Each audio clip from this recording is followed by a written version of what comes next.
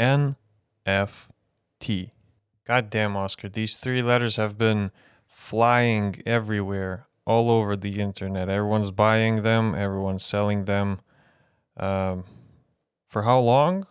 I'm not sure.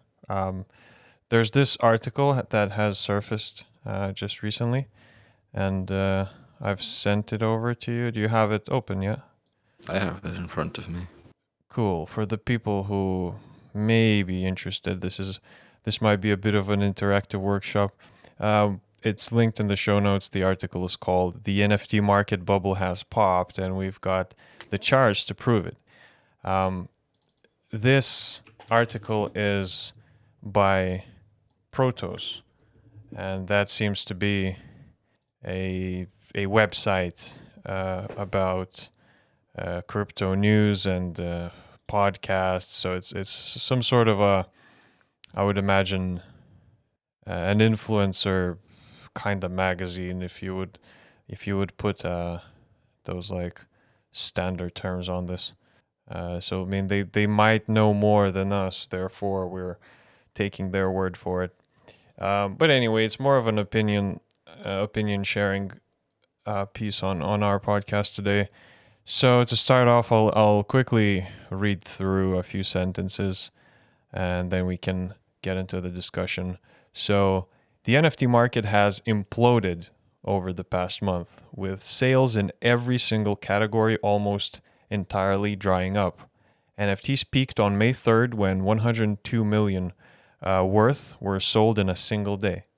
The crypto collectibles market made up 100 million of those sales. But according to data analyzed by Protos, just $19.4 million in NFT sales were processed in the past week. So overall, $170 million in NFTs were transacted in the 7 days surrounding the market, which is a near 90% collapse. Um, yeah, so looking back at that May 3rd, where you literally had $100 million of NFT sales, what is that telling you, Oscar? Do you think people were FOMOing, like fear of missing out kind of thing, when they've noticed what Bitcoin is capable of, where people realize that, oh my, back in the day you could buy it for a cent, and then now it's so valuable. Um, Yeah, do you have any opinions on, like, is this an actual boom bubble, or is it gonna come back? I mean the scale of it seems ridiculous. I don't know it was that big when I looked at the charts down below. It's like it literally is 10 times bigger the spike. That's Um, huge. it, and there's the idea in the oceans of like those freak waves, right? That capsize like container ships and stuff. And this seems almost like that. You see all those other spikes before that. Right? They're not as huge. Just people gaining interest and again gaining interest in it, and it goes up and down. And then you've got this freaking massive 10 times bigger wave. Mm. Uh, and it just seems like, things aligned, and just some manner that created this situation. That's the power of the internet. That's the power of globalization. True. Um, but yeah, but just to answer your question about if I think it's going to come back, I think for sure it's a technology that solves a unique problem, and that is the blockchain technology on which NFTs exist. But NFTs themselves, I guess, too, they're just kind of an application of that technology. Mm-hmm. Um, yeah, I certainly think that they will come back, and perhaps I'm not too familiar with the .com boom, right? The internet is a thing, right? Mm-hmm. Today is big. It's quite big. Sure. But there was the .com boom, right? Yeah. So I think just a similar thing with any technology that solves some problem that is like inherent to everything that to our nature as humans, but in the digital age, um, where we don't see people's faces, so trust isn't based on like facial recognition of a person's brain, right? To say, oh, I know this person, I know I can trust them or whatever. Right. Uh, and all of the and their identity, your interactions with them, and all of that is replaced with cryptography and blockchain, and you can basically, we can build trust. I guess somehow it's a tool for building trust, I suppose. Um, Yeah, but in the real world uh, now, in the digital world, yeah, because in the yeah, real world now we have things like Charlie bit my finger, or Charlie bit me. You know the video, one of the most iconic. Ow, Charlie! The the video of like two kids. One of them is sticking a finger into like a toddler's mouth, and he just bites him, and the kid starts crying. So it's like a very old one of the first videos on YouTube. Uh, Very iconic, but it's now being sold as an NFT, yeah. with the actual video, the original one, removed off of the YouTubes, Wow, which wow, which is like pretty much erasing a part of history, because now they're saying we're gonna delete it just so the value of the NFTs is bigger. But then again, the video has been captured, recaptured, uploaded, re-uploaded so many times. yeah, It's just that I would imagine, because I've taken this class about arts economics and arts entrepreneurship, and there was this very simple term used. The professor said disposable income, and it's simple. It pretty much is universal and is across. It doesn't matter if it's arts or anything, but if you have disposable income, right, you can spend more money on random things. So I would imagine arts really depend on that. So mhm, assuming someone has a lot of disposable income and they don't know what to do with it, they may as well just buy it for the clout. Just buy the video called "Charlie Bit My Finger." Uh, so it is kind of the actual video, because the creators are going to make an NFT out of it and sell it to someone. But I'm still kind of skeptical about this whole NFT thing, cuz like, I can just download some other video. I can say, "Oh, this is real." Even yeah, though they're going to say, "No, but it's not on the blockchain."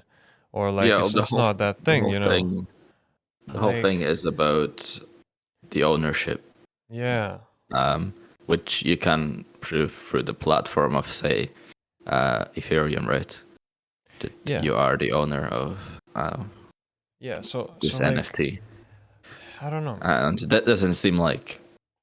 Yeah, I think that could catch on where um, this is actually like a widely recognized, legitimate proof of ownership, right? Because in real life, well, it's even harder, right? If you have a painting, how many like copies have been made of the Mona Lisa, right? Yeah. Yeah, but Plenty, then probably. it's probably pretty difficult to say which one is the right one or the original But one. when yeah, But when but you when you're have an looking at the real copy, NFT, exactly.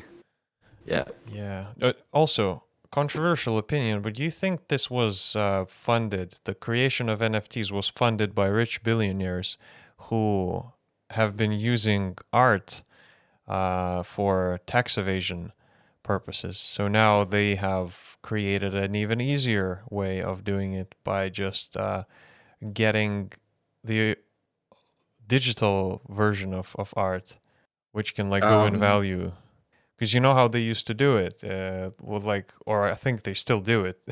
Like they buy a piece of art for like, I don't know, 10 million or something, and then they sell it or auction it, or do something so that Yeah. its value reaches 50 million, and that they donate that to a museum. Therefore they have just made like a tax loophole. And again, Yeah. more financially literate people could step in and explain more. But Yeah, I think we all understand what you're talking yeah. about. I think we're familiar and we can understand how that could work and could be used in tax evasion. And I think that's very plausible actually, because for example, NFTs were long proposed to be used in video games, right? Hmm. Very long, and for a very long time they still haven't been, because like video game makers really didn't have the incentive, I guess, to invest in the technology. They didn't see they were going to get anything out of it. Hmm. Um, but yeah, I guess it must be another force in the market that's popularized them. Um, Maybe it is just creatives trying to make money too.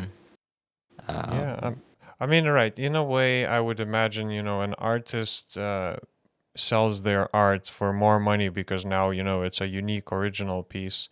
And I completely support that. I fully for artists being able to make more money because, not every day you hear that an artist, is has managed to like I don't know, sell like his paintings for a lot of money and all that. So it's like for someone who wants to have a successful career in producing art and selling it, not relying on any external income, I would imagine this might be a pretty good way.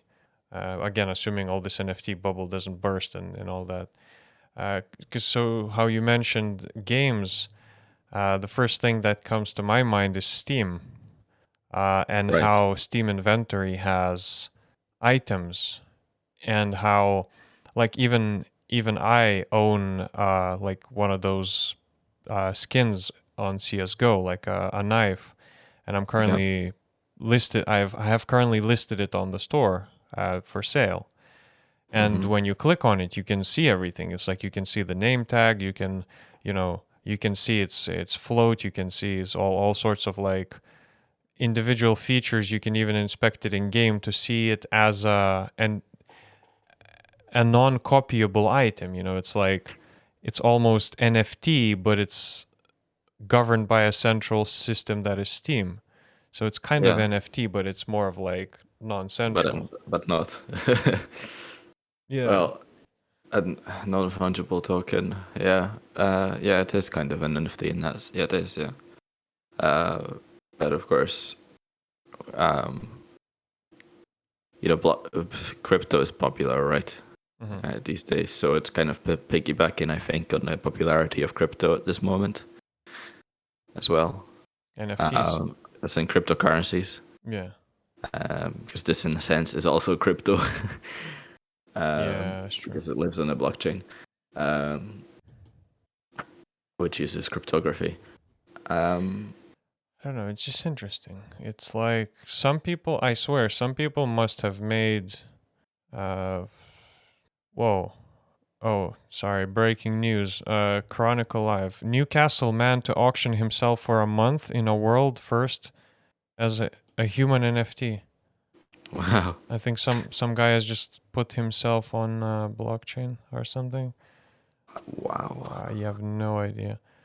Who has put his skills up for auction?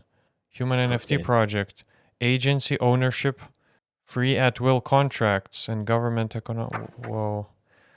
Damn. Well, whatever's happening, yeah, my opinion is kind of still a bit conservative, because I understand why owning something one of a kind could be cool, and throwing words like blockchain or non-fungible token and all sorts of like buzzwords is kind of cool. But then again, this isn't the Mona Lisa. Sure, they can replicate the Mona Lisa, but then I mean it's more difficult to replicate the NFT. But the problem is that the source data that has been used to mint an NFT can be just easily distributable, Yeah, unless you are an artist who creates it and destroys it, like burns your hard drives. Because any other media like this Charlie bit my finger thing, it's been on the internet and it will still exist on there. If yeah, but the not whole as whole a point of it is is that if other people have a copy of it as well, only you can prove that you are the owner of it, or because it was a or transaction or more made like you can from. prove that you paid money for it while everyone else has it for free, right? You're the owner of the I guess copyright or whatever. Maybe not the copyright. No, you're literally the owner of the video file, to be fair. The data that goes into an MP4, which everyone else has. However, you are the owner of the right to say that, oh, I bought this from the original creator, you know. So it's just, as I say, it's probably cloud stuff. It's like gathering Yeah. sort of So is the having cool Mona Lisa factor. in a way. Yeah, but I don't think anyone owns it, do they? It's in probably Yeah, it's a like a museum or museum a kind art of piece. gallery.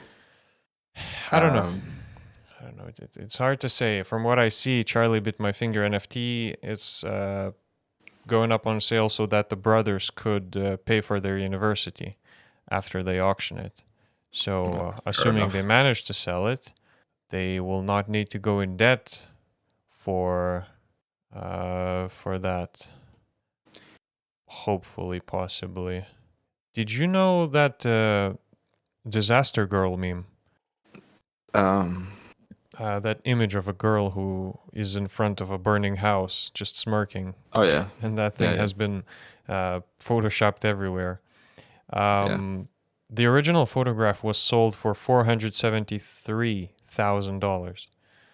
Hmm. So again, in a way, that's kind of good because you can for the person creating it, obviously, it's awesome because you can sell it and get funding, I guess.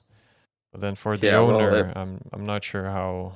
Again, they must have some disposable income for sure. Like you're not scraping your last pennies to buy such a thing. hmm Maybe that's why it's um, not understandable for me, because I don't have like millions laying around to just buy a meme. right. Unless it is the whole tax evasion thing. Yeah, possibly. I mean, we I can don't only know. speculate, but it is true. It might be true. That's what I mean. Hmm. Damn interesting. Well, right. So that's kind of the time that we have for this week. This NFT situation, I think we have to monitor To the it. moon. To the moon, yeah, just like GME. We need to monitor the situation, see what's happening. I currently only own a single NFT. Oh, you do. What is it? It's a self-minted Song of the Lark painting. Um, I minted it still when the prices were massive, so I paid like £50 for like minting a public domain painting. Why did you mint a public domain painting? Because now it's a painting that I minted, because that's what Yes. NFT is all about. Yo. No, that's the thing. I don't know. I don't believe in it too much. Right. Oh, you don't believe in the technology or in. Well, You currently don't I think just think NFT has there's the a use. currently I just feel like there's a lot of hype, and there is, right? Oh, for sure, yeah. Um, We like, like I don't. Again, and I think I've spent the last 50 minutes kind of we've spent discussing this where you kind of own it, but you kind of don't own it, right? I mhm. believe in that part of artists selling their art, their unique uh, art, to get their, I don't know, to live or just to get more money or something because they sold their own art. But for minting things like, I don't know, the first tweet, the this Charlie Bit My Finger video, all of that, like, Well, you know, it's modern culture. Um, like those are big events. The first tweet, yeah, but again, you it's know. not like you are buying a first tweet. You're kind of buying a JPEG, which is a screenshot of the first tweet. So Sure, so it's like, again, but as long as there is a platform that is convenient, that is sorry popular, yeah, yeah, and that's what it I was gonna say. becomes It's like it piggybacks off of the popular culture where if No, I people mean, create a value, if they put value onto something, then the value is going to exist. So if the guy no, I paid mean, two and a half if there's a million, then someone might buy off of him for 3 million because they're like, oh, but it's the first tweet, and everyone's like, oh, it's cool, you know. by a platform, I meant a thing where, well, it obviously exists, but if it was like worldwide popular and uh, like the popularity of Facebook, perhaps, right? Where you go on and see, oh, this person owns this, because other than that, you've got the bragging rights. But like, okay, so is a person going to go there and check that you're the owner? It's not like showing them the thing. Yeah, You show them the JPEG and you say you're the owner. They're like, oh, cool, yeah, you're the owner. But they're not going to like really go bother and check it, right? yeah. So it's the same kind of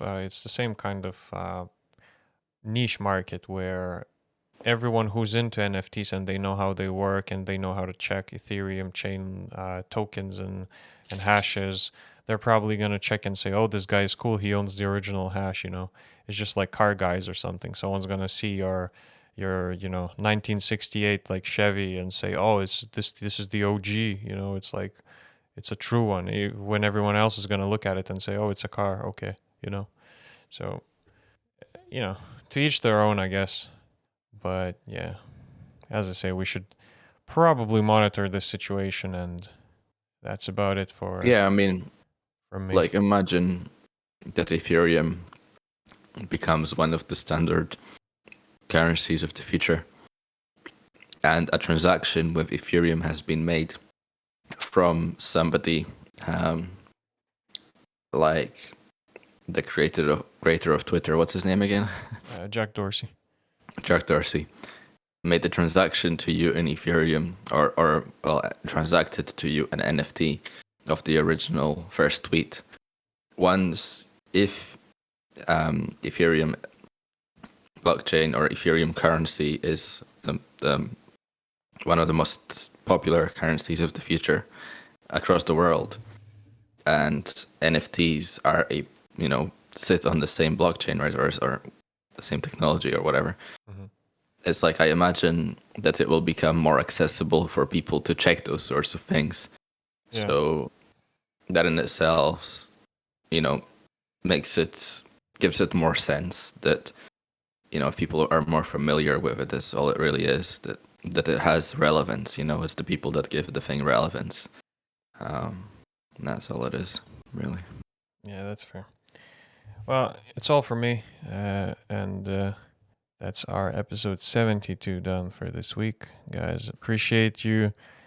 Anyone who's listened, it's been quite a while since I said this, but we are on Apple Podcasts, Google Podcasts. We are, is it iTunes? I think it's just Apple Podcast. Spotify, all sorts of platforms. Your feedback really helps. You can probably leave comments on YouTube, Anchor, iTunes has a rating. I would really appreciate your support. Thanks, Oscar, for discussion this week. Thank you, Marius. And thank y'all for listening. See you next time.